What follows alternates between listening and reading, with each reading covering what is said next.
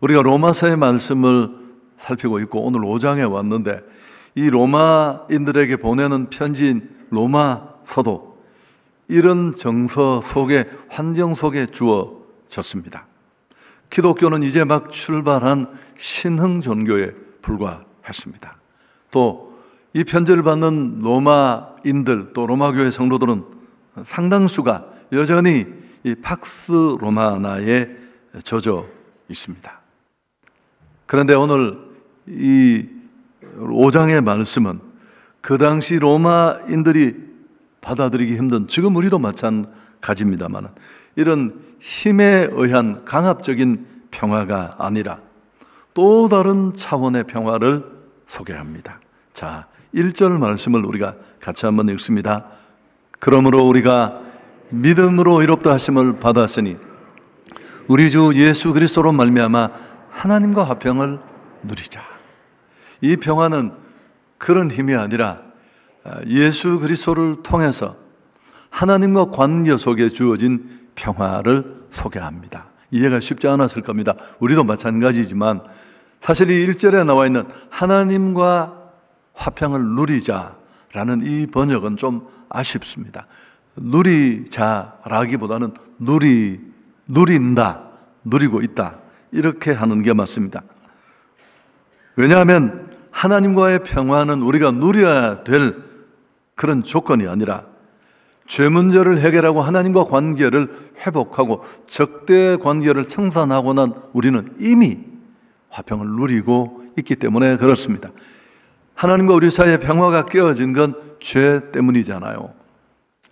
좀 말을 바꾸면 하나님과 우리는 전쟁 중이었습니다. 사람끼리 싸워도 힘든데 어디 행복이 있고 남는 게 있겠습니까? 근데 이 전쟁의 성격은 사실은 누가 주인인가 하는 통치권의 싸움입니다. 여전히 종교인들은 자기가 주인이에요. 예수는 그저 나를 돕는 작은 도우미 정도이고 신앙조차도 도구고 수단일 뿐입니다. 그러나 진짜 신앙인은 이제 내 나라가 무너지고 하나님의 나라가 내 안에 굳게 세워지는 것이죠. 그런데 하나님은 죄 가운데 있는 그런 연약한 우리를 진멸하지 않으셨습니다. 예수 그리스도를 통해 그 죄를 해결해 주셨고 그 일을 통해 이 전쟁은 끝나게 됩니다. 예수 그리스도의 죽으심이 이 일을 가능하게 했고 죄로 말미암아 하나님과 우리 사이에 높이 드리워졌던 그 장벽은 허물어졌습니다. 비로소 하나님과 화평을 누리게 된 겁니다. 여러분, 이 부분은 매우 중요해요. 성경이 말하는 진짜 이 평화는 어떤 것에도 흔들리거나 요동하지 않는 이 기쁨은 바로 이 하나님과의 관계로부터 출발합니다. 이 평화가 원천이에요. 그래서 오늘 다 복잡해서 말할 수는 없지만 세상이 말하는 기쁨과는 차원이 완전히 다른 것입니다. 작은 일에 잃어버리고 요동하는 그런 기쁨이 아니라 이 기쁨은 바로 오늘 하나님과 우리의 화목함으로 만들어진 이 평화로부터 출발합니다. 이제 또 한 단계를 더 넘어서는 즐거움을 2절에 소개하는데요. 제가 읽겠습니다. 또한 그로 말미암아 우리가 믿음으로 서 있는 이 은혜에 들어감을 얻었으며 하나님의 영광을 바라고 즐거워한다. 우린 예수님으로 말미암아 화목하게 되고 하나님과 화목하게 되었습니다마는 그 화목하게 된 자녀로서 우리는 은혜에 들어가게 됩니다.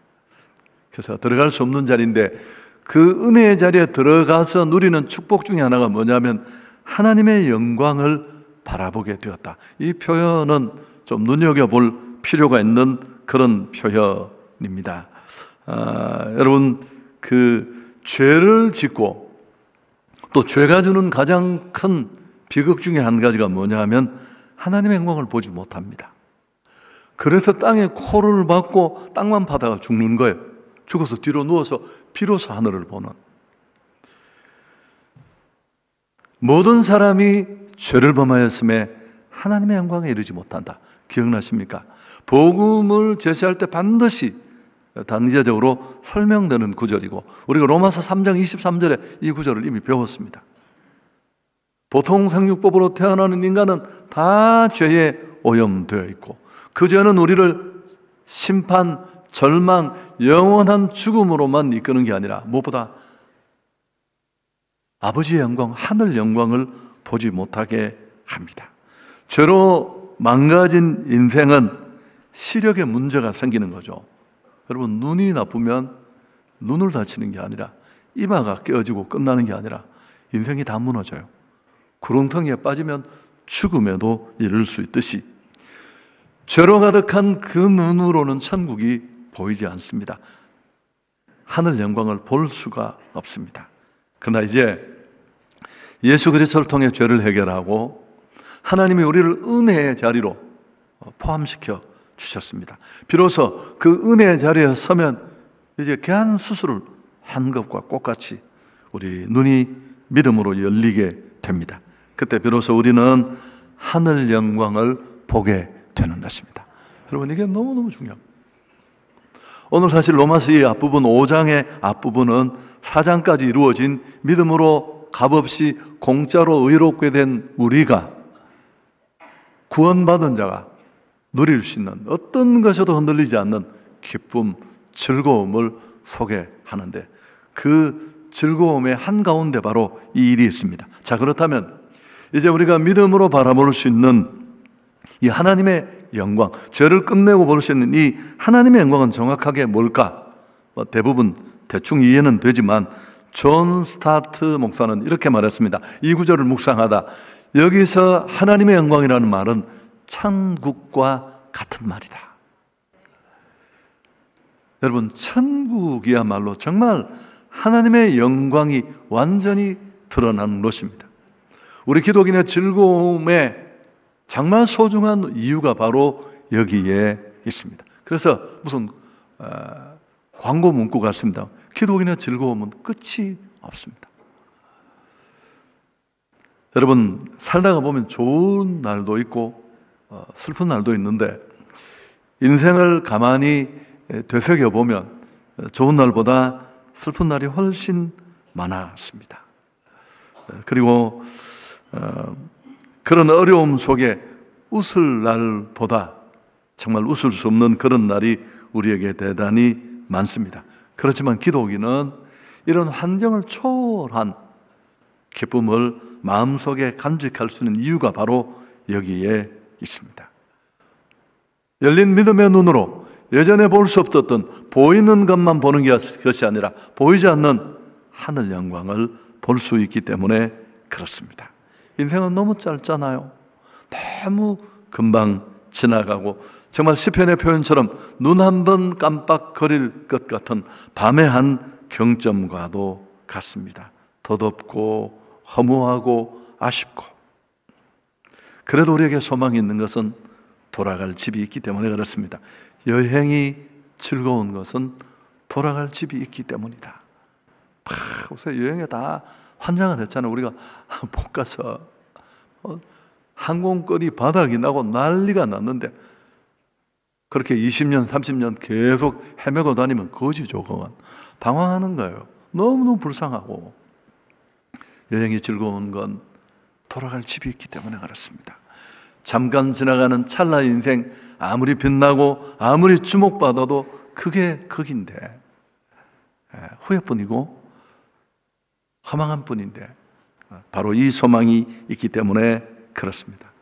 오늘 우리 안에 흔들리지 않는 이 하늘 소망이 있기를 축복합니다. 여러분, 이 은혜는 대단히 안정적입니다. 믿음의 눈으로 열린 하늘 영광을 보는 그 일로부터 말미암는 이 즐거움은, 이 기쁨은 대단히 안정적인 이유가 나의 상태에 영광을 받지 않습니다. 이 은혜에 들어감을 얻었다라고 오늘 얘기를 했는데, 이 헬라의 시제를 보면 완료 시제입니다. 완료 시제. 이미 우리는 들어갔고 그 결과는 계속 지금도 지속되고 있습니다. 여러분, 우리가 사극 같은 거 보면 어떻게 왕의 총애를 받아서 최측근이 되거나 또 정말 주요 몇 사람 중에 되었는데 그 뭐 사극이 원래 그런지 모르지만 정치판이잖아요. 언제 그 자리를 잃어버릴지 몰라요. 역적으로 몰려 처참하게 죽을 수도 있고. 그래서 뭐 안절부절하고 왕의 눈치를 본다고 우리가 누리는 평안, 우리가 누리는 행복은 그런 게 아닙니다. 내게 있는 게 아니고 하나님께 있기 때문에 어떤 환경에도 끄떡 없습니다. 자, 이런 하늘 영광을 바라보면 어떻게 될까? 우리는 당장 천국 가는 게 아니고 여전히 광야 같은 길을 몸을 두고 살아가고 있는데 그럴 때도 이 즐거움은 흔들리지 않습니다. 자, 그 내용이 3절 이하에 나오는데 좀 복잡해요. 같이 한번 읽습니다. 다만 이뿐 아니라 우리가 환난 중에도 즐거워하나니 이는 환난은 인내를, 인내는 연단을, 연단은 소망을 이루는 줄 압니다. 이 알미다라는 이 안다라는 동사를 절대 잊지 마십시오. 믿음은 이걸 아는 거예요. 천국이 있다는 것을 알고 지금 과정이 힘들고 어렵고 이해할 수 없는 상황이 내게 막 닥쳐오고 죽을 것 같더라도 아니 죽을 수도 있어요. 실제로. 그럼에도 그 끝이 아름답다는 것, 그 소망의 나라에 나는 기필코 더 나은 모습으로 들어간다는 것을 아는 것입니다. 아멘. 그러니까 너무 당당한 거죠. 사실 환난은 성도에게 특별한 게 아닙니다. 막 고난당한다고 왜 내게 이런 어려움을 주십니까? 성경이 성도에게 고난이 면제된다고 말한 구절은 한 구절도 없습니다. 피할 길을 주시고 감당할 만한 환난을 주신다고 말했지만 오히려 예수님은 제자들에게 요한복음 16장에서 너희는 세상에서 환난을 당하나 담대하라. 바울은 사도행전 14장에서 너희가 하나님 나라에 들어가려면 많은 환난을 겪어야 한다. 여러분, 광야는 그런 곳입니다. 우리가 가야 될 영적 가나안에 가는 동안에 결핍, 부족, 갖가지 위험이 난무하는 힘든 땅이 그곳입니다. 자, 무엇보다도 이 환난, 이 고난, 이 환경적 어려움을 하나님은 우리를 다듬는 도구로 쓰십니다. 그 과정이 여기 복잡하게 환난은 인내를, 인내는 연단은, 연단은 소망을 이루게 한다. 환난은 쉽게 말하면 압박입니다. 원래 이 단어의 뜻은 포도주나 올리브 기름을 짜기 위해서 누르는 걸 말해요. 저도 예민해서 신경 쓰면 밤에 머리 다 집어뜯고 못 자는데요. 지금 좀 나아졌지만 정말 뭐 돌덩이 하나가 나를 눌러서 짜낼 것 같은 고통이 있잖아.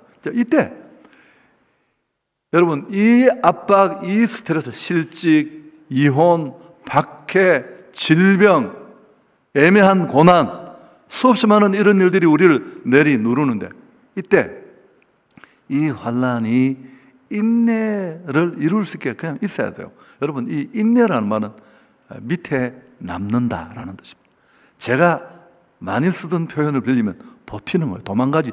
환난이 있다고 하면 인간은 본능적으로 회피하려는 경향이 있습니다. 피난처를 찾아 도망가거나 아니면 아예 도망가는 거. 여러분, 근데 도망가면 어떻게 될까요? 얻어 터진 상처만 남아요. 지금 빵을 찌고 있는데 소뚜껑을 열고 길거리로 뛰쳐나간 것과 꼭 같습니다. 여러분, 그냥 버텨야 돼요. 남아있으면 열매를 거두게 되는데 그 열매가 연단입니다. 연단. 운동하고 나면 운동이 몸에 좋다는 것, 건강을 신처럼 믿는 이 시대에 여러분, 음식과 운동은 건강에 정말 뺄 수 없는 양대 요소예요. 근데 운동이 힘든 이유가 뭡니까? 운동이 힘이 드니까, 즐겁지 않으니까. 즐거움이 있기도 한데 뭐 러닝하이 같은 물질도 생기고 그렇지만 궁극적으로 고통스러워요. 근데 그 고통을 회피하지 않고 고통과 맞서고 고통과 직면하고 고통에 나를 그냥 그대로 두면, 버티면 뭐가 만들어진다고? 근육이 만들어지죠.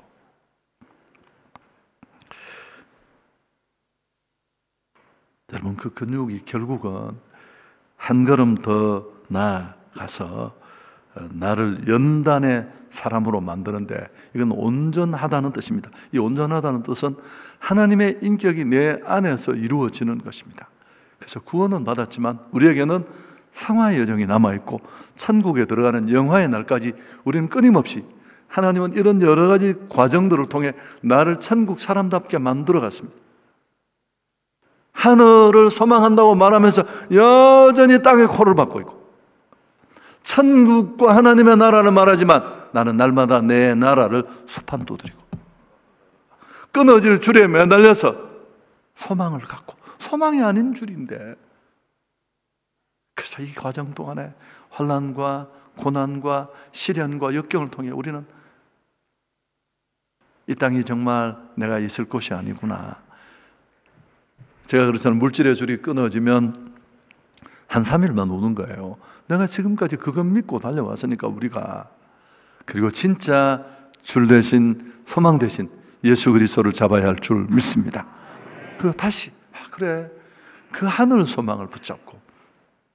칼빈은 하나님이 우리에게 고난을 허락하시는 이유가 네 소망은 하늘에 있다는 것을 깨닫게 하기 위해서다. 그래서 마침내 신의 성품에 참여하는 그런 자리까지 이르게 됩니다. 여러분, 이 과정을 도망가지 않고 버텨내려면, 이런 거룩한 결과를 만들려면 어떻게 해야 될까요? 그렇습니다. 그 자리에 있어야 돼요. 아까 말한 알민이라, 이 아는 게 너무너무 중요해요. 하나님이 나를 죽이려고 때리는 게 아니라는 거. 자식들은 아빠가, 요새는 매 들면 안 되지만 매를 이렇게 들면 아이들이 아빠가 자기를 죽인다고 생각해요. 죽이는 게 아니죠. 너무 사랑하는데 정말 더 나은 사람으로 만들기 위해서 그렇게 하는 것뿐인데, 자, 이런 우리의 소망이 환난의 한가운데서도 멈추지 않고 또 표정을 바꾸지 않을 수 있는 그 우리의 소망이 부끄럽지 않은 이유가 너무 뻔할지 모르지만 5절에 나옵니다. 같이 한번 읽을까요? 소망이 우리를 부끄럽게 하지 아니하면 우리에게 주신 성령으로 말미암아 하나님의 사랑이 우리 안에 부음받았다. 왜 이 확신, 이 즐거움이, 이 기쁨이 흔들리지 않느냐 하면은, 우리에게 주신 성령으로 말미암아 하나님의 사랑이 내 안에 부음받았다. 하나님이 나를 사랑한다는 것을 알기 때문에 그런데, 그 사랑이 어떤 사랑인지를 이제 설명하는 내용이 또 나와. 그렇게 복잡해요. 6절, 7절, 8절에 쭉 나오는데 8절이 핵심입니다. 같이 읽습니다. 우리가 아직 죄인 되었을 때 그리스도께서 우리를 위하여 죽으심으로 하나님께서 우리에 대한 자기의 사랑을 확증하셨다. 그 6절, 7절에 보면 의인을 위해 죽는 것이 쉽지 않고 선인을 위해 용감하게 죽는 사람도 혹 있지만, 죄 때문에 죽어 마땅할, 심판받아야 될 마땅할 죄인을 위해 죽는 자가 누가 있느냐. 그렇지만 하나님은 우리가 아직 죄인 되었을 때, 내 죄를 인식하거나 개선할 여지나 계획이 아무것도 없을 그때 자기 아들을 죽이심으로 우리에 대한 그분의 사랑을 확증하셨다. 여러분, 하나님의 사랑은 매번 말하지만 관념적이거나 추상적인 게 아니에요. 요새 말로 하면 팩트예요. 그러니까 십자가를 딱 보면 우리는 아무 말이 안 나오고, 아니 나는 십자가를 봐도 아무 감동이 없다. 그러면 성령의 은혜를 구하셔야 됩니다. 수천 년 시공을 초월해 그 예수의 죽으심을, 나를 위한 죽으심으로 이해하는 연결고리는 거기서 만들어지니까요. 그래서 여러분, 우린 이 사랑 안에서 오늘도 평화롭습니다. 이 사랑을 바라보면 성도는 어떤 상황 속에서도 초월하는 기쁨을 누릴 수 있습니다. 여기 확증한다라는 말은 현재 시제로 쓰여져 있습니다. 헬라의 현재 시제는 과거에 일어난 어떤 사건이 지금도 여전히 계속 영향을 미치는 이런 개념을 포함해서 이해해야 합니다. 그래서 11절, 이제 마지막 이 구절이 우리에게 이루어집니다. 같이 읽습니다. 그뿐 아니라 이제 우리로 화목하게 하신 우리 주 예수 그리스도로 말미암아 하나님 안에서 또한 즐거워하느니라. 복잡하죠. 여러분, 우리는 그래서 이런 초월적인 기쁨을 가지고 언제나 항상 기뻐하라 라는 게 명령이잖아요. 그런 삶을 살 수 있는 원천이, 은혜가, 하늘 소망이 우리 안에 있는 것입니다. 사실 우리는 앞에 제가 죽음 얘기를 했습니다만 죽어도 망한 게 아니에요. 왜냐하면 천국 간 것이기 때문에 그렇습니다. 소망이 흔들리지 않죠. 우리는 이제 망하기는 틀렸어요. 표정들이 너무 안 좋으세요. 제가 망하는 얘기를, 여러분, 우리는 자살을 하지 않는 한 우리는 망할 수가 없습니다. 죽으면 진짜 집으로 가는 겁니다. 헨리 나우에는 죽음을 하나님이 주신 최고의 선물이다. 이 세상의 고통, 눈물 끝내고 진짜 집으로 가는 거니까. 잠깐 있을 이 세상에 늘 결핍과 부족이 넘치는 이 집이 아니라 진짜 내 아버지 하늘 영광이 있는 집으로 가는 길이다. 여러분, 죽으려고 살면, 죽으려고 맞서면, 죽음을 뛰어넘는 승리, 초월적인 기쁨을 가지고 살면 세상에 뭐가 두렵고 세상에 뭐가 무섭고. 설교 정리하려고 합니다. 21세기를 살아가는 우리에게도 예수 믿는 신앙인이고 하늘 소망을 가지고 있다고 하는 우리에게도 이 하나님의 평화는 들어보면 참 낯섭니다. 오히려 우리는 그 시대 로마 사람들, 이 편지를 받았던 로마 교회 성도들만큼이나 우리도 팍스 로마나에 설득되어 있습니다. 힘의 평화, 가진 자의 평화, 그 설득력 앞에 그래 행복하지, 그래야 사는 같지. 여러분, 그렇지 않습니다. 오늘 꼭 성경이 말하는 이 초월적 기쁨과 즐거움이 우리 안에 있기를 축복합니다. 이게 진짜 우리의 소망을 보여주는 거예요. 구원받은 자가 누리는 기쁨, 이게 여러분 행축 주제예요. 여러분, 그건 사실 내 안에 하나님이 계시다는 깃발이고, 나는 이 땅에 발을 딛고 땅의 문제에 매번 연연하고 아픔을 겪지만 내 소망은 하늘에 있다는 그 소망의 근거를 분명히 보여주는 확증이라고 할 수 있습니다. 자, 적용을 한다면, 오늘 정말 이게 이해가 되지 않는다면, 첫째, 여러분, 복음을 통해 예수 그리스도를 영접할 수 있기를 축복합니다. 그리고 하나님과 관계를 소통하고 원천적인 이 평화가 내 안에 있어야 됩니다. 그 다음 두 번째, 열린 눈으로 하늘 소망을 바라보면서 조금씩 나를 다듬고 영화롭게 되어가는 과정을 통해 다 하늘 소망을 보고 그 하늘 소망을 확신하며 우리는 환한 얼굴로 살아야 합니다. 마지막, 그래야 이 세상에 어떤 것도 침범하고 요동할 수 없는 이 행복이 우리 얼굴에 걸려 있어야, 내 삶에 드리워져 있어야 비로소 우리는 선조적 삶을 살 수 있습니다. 그래서 성도에게 제일 좋은 전도지는 성도의 얼굴이라고 하잖아요.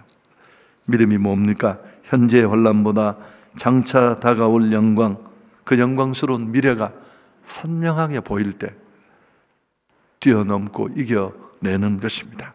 오늘 이 평화가 우리 온 공동체 성도들 안에 늘 넘쳐나기를 축복합니다. 이번 붕괴 내내 강사 목사님이 얘기 많이 했습니다. 정말 좋은 날은 아직 우리에게 오지 않았습니다. 왜 그런 줄 아세요?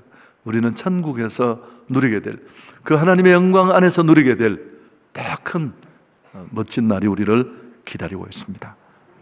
이 기쁨으로 어느 상황과 맞서더라도 믿음으로 직면해서 승리할 수 있는 우리 온 공동체가 될 수 있기를 축복합니다.